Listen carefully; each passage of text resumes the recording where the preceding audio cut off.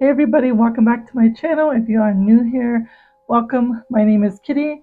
On my channel, obviously, I like to tell scary stories.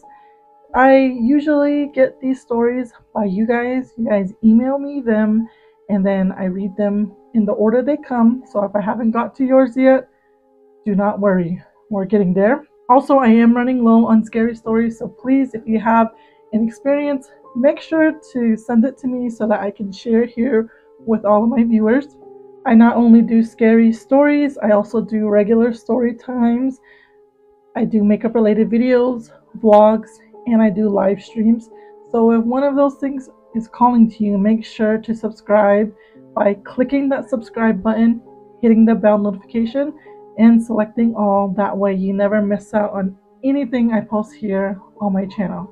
With that being said, let's get into our first story. This one comes from Chambers. And if you're new here and you're wondering why I'm looking down, it's because I'm actually reading it right for the very first time along with you guys, so please do not mind me. Once, back in the early 2000s, north of Chambers on Highway 191, there was a drive-up liquor store where me and my brother got two 18 packs of beer. We caught a ride back to our turnoff to our house, 2.5 miles off the highway. We sat under a juniper tree off the dirt road. We chatted, drank about 6 cans each as we sat there with our neighbor's truck drove by twice with 2 occupants. It then drove by toward a shortcut back road to Sanders. The truck drove by for the 4th time, but with 1 occupant, which was a younger lady and an older mother earlier. We paid no attention till later on in the evening. I noticed a black figure coming down the road toward the highway. I asked him, "Do you see what I see?" He said, "Yes. It might be a cow looking for water puddles on the road, but the road was dry for weeks. At the same time, it kind of looked like a bear." So we started to walk back toward the house. We timed that we would be back before darkness. As we walked, we looked back. That thing walked across the cattle guard, across the highway, across another cattle guard. We said, whatever it was, it's coming for us. We started walking fast. Once we went over the hill, we ran for a while with the 18 pack. Yeah, has to run. You know us natives, when we boozing, we don't leave none behind. We got to drink everything we bought. So I felt that one. Okay. We slowed down, looked back. The thing was still following us on top of the hill we passed. We went over another hill and started running even though we were buzzed. He puts a laughing emoji. This was on a county road. Looking back, the thing was getting closer. It was getting dark as we ran. It started to gain distance as it got darker. Good thing my sister's dog waits for her at the turnoff about a mile away. My brother knew the dogs were there, so he yelled out. The dogs met us right when my sister pulled up behind us with the truck. We jumped in, but as we jumped in the back, the black figure split into 2 figures.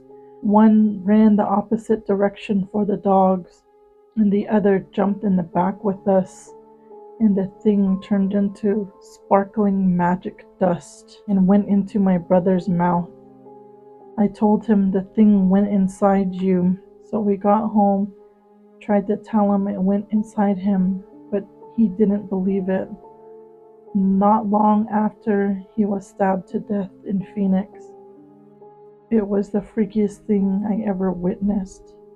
Dang. I did not expect that one to end like that, but man, that's crazy. Ooh. I'm sorry about your brother. I don't know what that was. I'm curious to know if you guys ever had like a ceremony done, and if so, what came about, what was revealed to you guys. If you can, just follow up. But other than that, that was a scary one. I don't even know what to say to that one. That one's scary for sure. Let's go on to the next one.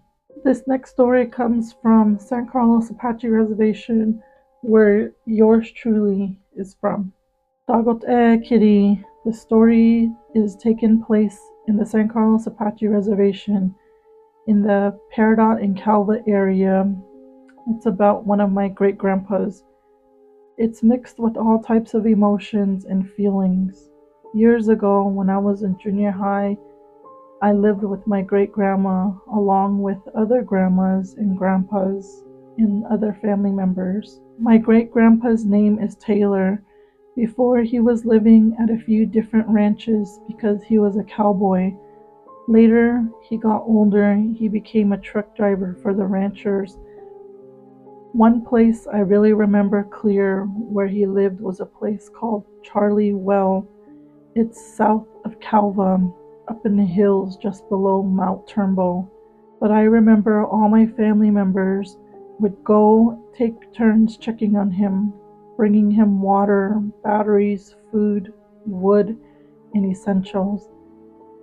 During that time, I always wondered why he stayed up there.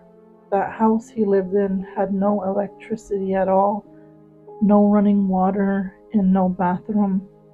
It was like a cabin with 2 rooms and a living room. Outside there was an outhouse, and not too far from that was a small shack. He used to tell me not to go in there when we would go visit him. He'd be in the living room by himself, reading a book or just looking out the window. When I think of it now, it makes it more creepy that I was in that house.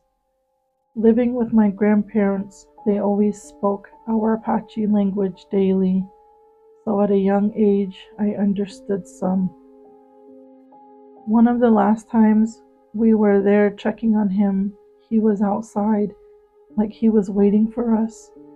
When we came, he walked up to us fast, telling us in Apache that there's one old cowboy, a little boy, along with an old lady in a dress in the back room, yelling at him, saying, "Get out of my house." He said when he was in the living room, he saw the door open and the little boy peeked in and looked at him. He then ran back into the room. He said he can hear an old lady and an old guy's voice talking, so he got scared, grabbed what he had that is important to him, and walked outside and then locked the door from the outside. When he was around the corner, he said he saw all 3 walking into the shack. He was outside for 2 or 3 hours. When we got there, it was about an hour until sunset. He was scared. You can kind of see it right away. We were all speechless, so we just packed up and we took him back home with us. Fast forward to about 7 or 8 years, I remember it was about 9 in the morning. We had just made breakfast for everybody. My grandpa Taylor was sitting outside under the cat claw tree watering the ground. I walked over to him and gave him breakfast. He just told me that he'll be inside later on. He was watering the trees. I told him okay. A few hours went by and I noticed he wasn't outside anymore. I just figured he was in the bathroom somewhere or around the house. Hours after that, everyone noticed he wasn't around. Everyone home was calling each other. We went for a walk around the area and even drove around looking for him, but we couldn't find him. Everyone began to worry, and the cops said they can't do anything because it's not 24 or 48 hours yet. A week later, I believe, we all began to look for him and post missing flyers on Facebook and taping it on the doors in local stores. About a week after that, we got a call from San Carlos Police Department that he was found and he was in Bylis staying with an old girlfriend, and that he's okay, and that he didn't want anyone to bother him. After that, we all thought that was kind of weird, but as long as an officer talked to him, we knew he was okay. We just kind of backed off and went on with our lives. Fast forward to a few years, my great-grandma was getting a prayer done by a medicine man. And after the prayer was done with my grandma, she was okay. The medicine man started to see other things. He saw a cave alongside a wash in the desert by the railroad tracks. In front of that cave was a big bushy mesquite tree that no one knew was that there was a cave behind it. The medicine person said they see a bear laying in the cave and it was kicking dirt on top of a dark blue jacket. My grandpa Taylor always wears a dark blue jacket. After the medicine person saw that and was telling my family, we all got scared. But someone said they seen him in Bylis at the store a few weeks before the prayer, so we didn't want to think anything bad about it. That time, we all thought he was just in Bylis and he was still with his girlfriend. We kinda left it again. He did say to leave him be, and as long as one of the family got to see him. A few years later, my great-grandma passed from old age, and not long after her passing, my family got a call from San Carlos PD. They said they found a body in the wash around a place called 7-Eleven. They needed someone to go identify the body. The only thing was, the body was all bone. The only way they could identify was by his clothes, so one of my other grandpas went. He said when he got in the area, the bones was all scattered all over the wash. The skull and everything was kind of spread out. There was an old Levi's jeans kind of buried in the sand. He said he used a stick to pull it out and he checked the pockets. In the back pocket he found a wallet, and there it was, my great-grandpa's tribal ID along with his food stamp card and other things. The crazy thing was his skeleton hand was still holding a flashlight, but his body was found in the wash. After that, the autopsy came, so we scheduled a one-day service for him. We put him to rest the proper way, and we were all filled with questions afterward. Everyone all had their own theories on what may have happened. During that time, I was working at Apache Gold in the restaurant. There used to be an old cowboy that would come and eat by himself just before closing. I would make conversation with him in Apache. He said he was from Bylis and he works with the ranch. He didn't say which one, but I'd ask him questions like if he ever saw things out there, or I'd ask him about the old days. One time, this was about a year later, after we buried my grandpa Taylor, I brought up the incident about that. He kind of looked at me weird and said, "That was your grandpa?" I said, "Yeah." He said, "My grandson works with the cowboys chasing bulls, and they were in 7-Eleven area that morning before the sunrise. When they got to the place on the hill, they started unloading all the horses to start riding. Someone spotted a light way in the distance, like someone was flashing a flashlight.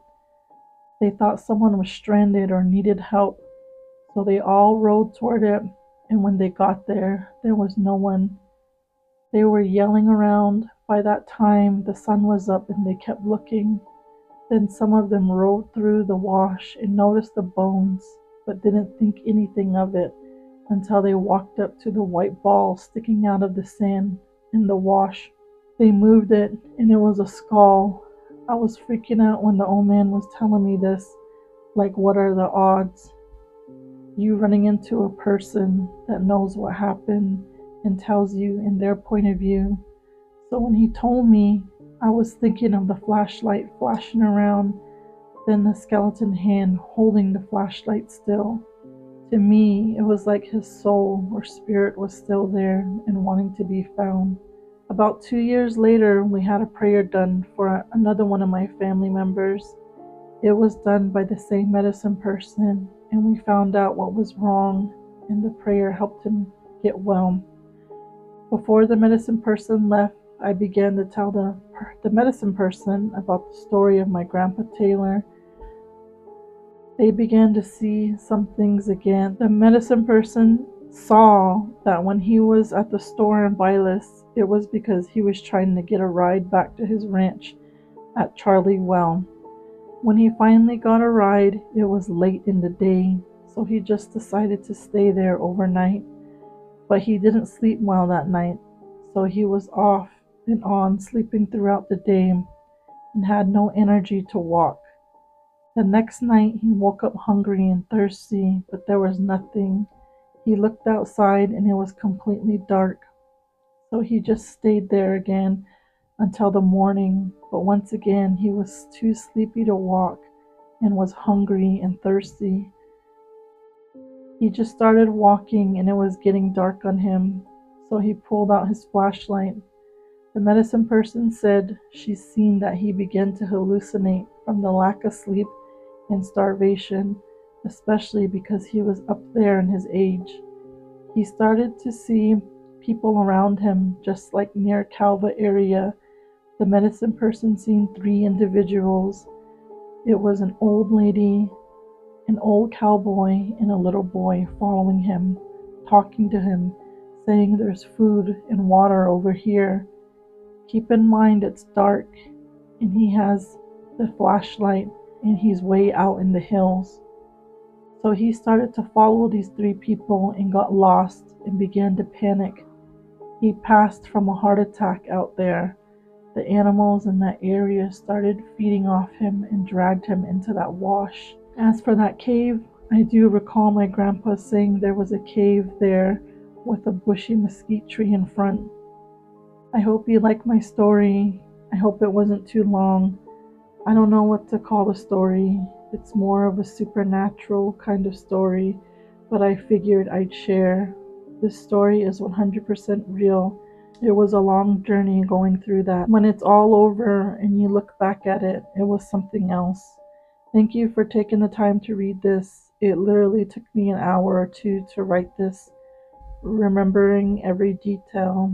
If you do make a video of it, that'll be badass. Yeah, sorry about your grandpa. That's not a way to pass away, so my condolences.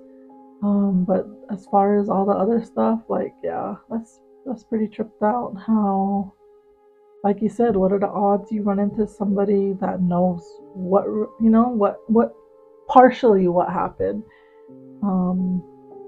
But yeah, thank you for sharing a personal story like that with us.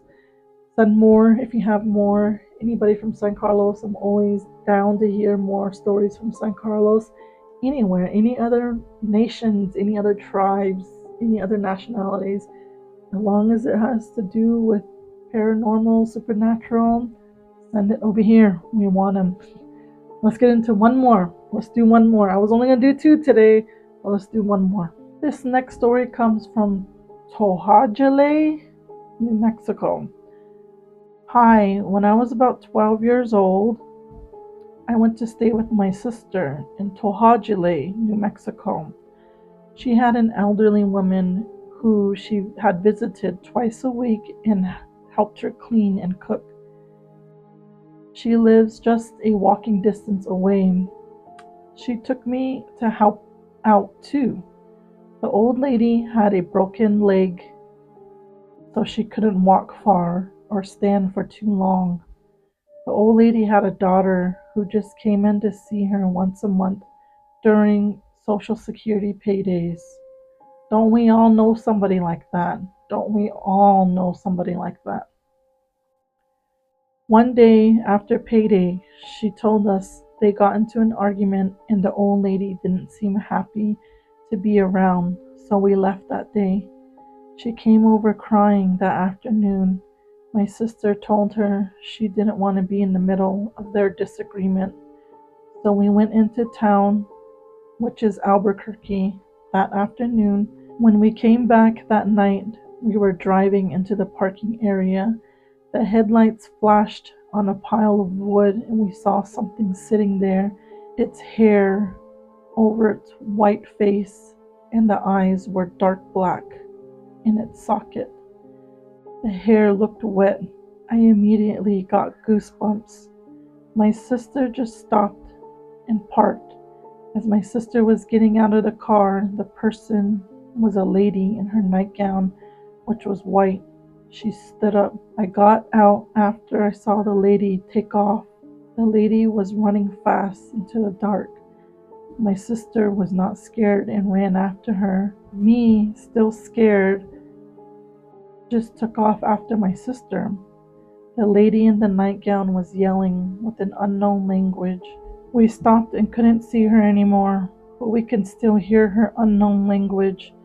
We kept going in circles because she was going around us, yelling and making weird sounds. All at once she stopped. My sister yelled out her name and said, "Is that you?" Then no sound. We went back to the house. We got a flashlight and checked what she was up to by the woodpile. She had killed my sister's cat. Its body was butchered and the guts were gone. My sister got mad. She went to the old lady's house. No one was home. I stayed behind. She was yelling in her window, saying, "I know it's you, you witch." The next morning, my sister wouldn't let it go. We went over there. The old lady was crawling around in front of her house. My sister confronted her, and she acted all innocent. My sister told her, "I saw you. It was you. I'm not taking care of you no more." I said, "Stop crawling around. You were running last night." 3 days later, she passed away mysteriously. We told the medicine man. He told us when a witch or a skinwalker gets caught in their evil act, they die. So we were all freaked out with that conclusion. I never forgot the image of that witch. I have heard that when witches get caught, they die, not only in the Navajo culture, but in other cultures. That was it for today. Thank you guys so much. I have to end because my battery is getting low. As always, please send in your story. We would love to hear your scary story. That way it can make it on to one of these videos. Don't forget to give this video a big thumbs up so I know you guys like it. Please show me support by liking this video, leaving a comment, and subscribing to my channel. We'll see you in the next video.